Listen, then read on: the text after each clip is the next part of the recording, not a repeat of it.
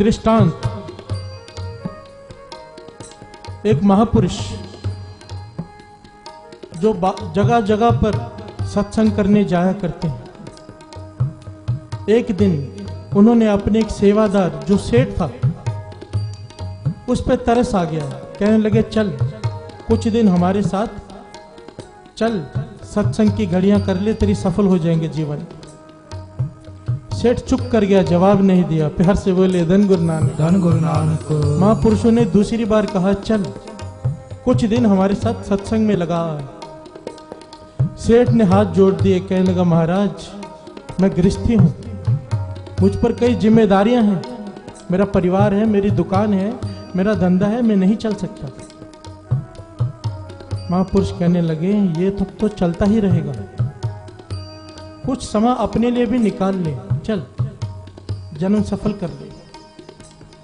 उसने हाथ जोड़ लिए, कहने लगा मेरी घरवाली है, मेरे बच्चे हैं, मेरी दुकान है, मेरा बेटा दुकान संभालता है, पर मुझे ध्यान रखना पड़ता है। अगर मैं नहीं जाऊंगा तो घर में तकलीफ हो जाएगी, ये लोग मुझे बहुत प्यार करते हैं, मैं चला जाऊंगा तो सब उदास हो जाएंगे। प्यार से बोले धन गुरु नानक, धन गुरु नानक। ध्यान से श्रवण कीजिए।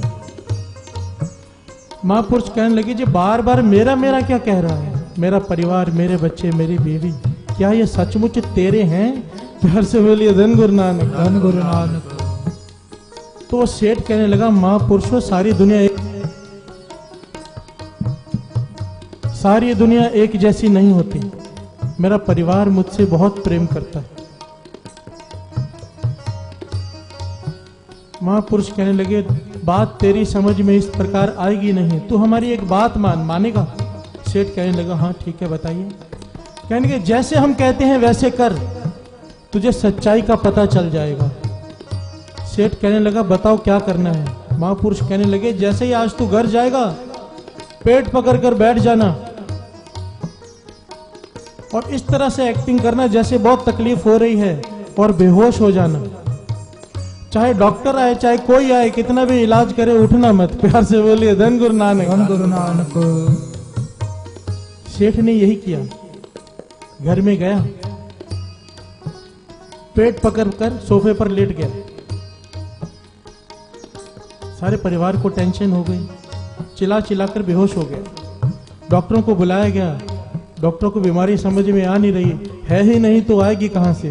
प्यार से बोलिए धन गुरु नानक, धन गुरु नानक। तो घर वालों ने महापुरुषों को बुलाया, जिन महापुरुषों ने इसे भेजा था कि महापुरुषों आप कुछ करो, सेठ जी को कुछ हो गया है, ये उठ नहीं रहे। महापुरुष आए, सेठ के पास में बैठे, थोड़ी देर नब्ज वगैरह देखी, आंखें बंद की और कहने लगे इसका अंतिम समय आ गया है। प्यार से बोले धन गुरु नानक, धन गुरु नानक। इसका अंतिम समय आ गया है। सारा परिवार ने रोना शुरू कर दिया, बेटी ने, बेटे ने, घरवाली ने, सबने रोना शुरू कर दिया। महापुरुष कहने लगे रो क्यों रहे हो? कहने लगे आप कैसी बातें करते हो? घरवाले कहने लगे मेरा पति जा रहा है, मैं रो नहीं। महापुरुष कहने लगे बहुत प्यार करते हो? कहने लगे हाँ। महापुरुष कहने लगे एक जुगती है, ये बच सकता है, तुम में से जो इससे सबसे ज्यादा प्रेम करता है वो अपना जीवन दान इसे दे दे, हम उसकी आयु इसमें डाल देंगे, उसको शरीर छोड़ के जाना पड़ेगा। प्यार से बोलिए धन गुरु नानक, धन गुरु नानक। जब महापुरुषों ने ये बात कही सब एक दूसरे का मुंह देखने लगे। प्यार से बोलिए धन गुरु नानक, धन गुरु नानक। एक दूसरे का मुंह देखने लगे। अब कोई कुछ बोल नहीं रहा। महापुरुष कहने लगे घरवाली से तेरा तो पति है।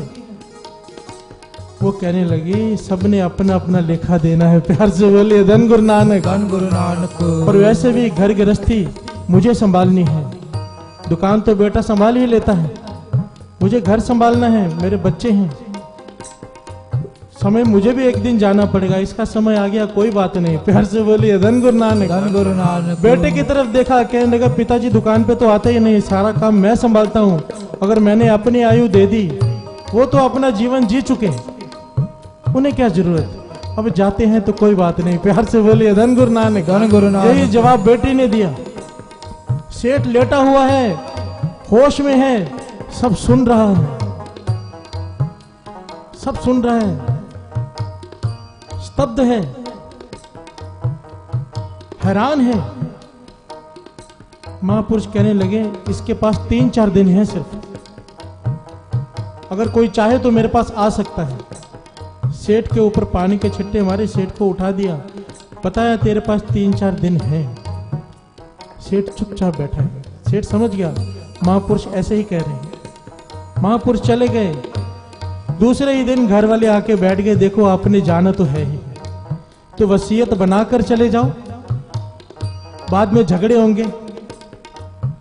लड़का कहता है मुझे ज्यादा दो, घर वाली कहती है मुझे ज्यादा दो, बेटी कहती है मुझे ज्यादा दो। प्यार से बोलिए धन गुरु नानक। सेठ सब देख रहा है। इस बात को मैं लंबा ना खींचूं, आप सब जानते हैं क्या क्या होता है। सेठ का मन इतना ज्यादा दुखी हुआ, इतना ज्यादा दुखी हुआ, उस दिन उसे समझ में आ गया कि कोई अपना नहीं, सब। वाणी ये कहती है तो किस बात का अपना अपना कहता है। जो तन उपजा संग भी, सो भी संग न हुआ। और जो तन तू साथ में लेकर आया था, अंत समय में तो ये भी साथ छोड़ जाता है। प्यार से बोलिए धन गुरु नानक। धन गुरु नानक। उस दिन सेठ का दूसरा जन्म हुआ। महापुरुषों के चरण पकड़े, कहने लगा मुझे बस सत्संग में ही बिठा के रखो। महापुरुष कहने लगे नहीं, ये ढंग नहीं है, तू उनसे कोई अलग नहीं है। अगर तेरी घरवाली पे यह तकलीफ आती, तू भी अपना जीवन ना देता। बात को समझ, सब कुछ करना है फर्ज समझकर, पर चित्त निरंकार में लगा कर रखना है। प्यार से बोलिए धन गुरु नानक। धन गुरु नानक। हाथ पांव कर काम सब, चित निरंजन नाल।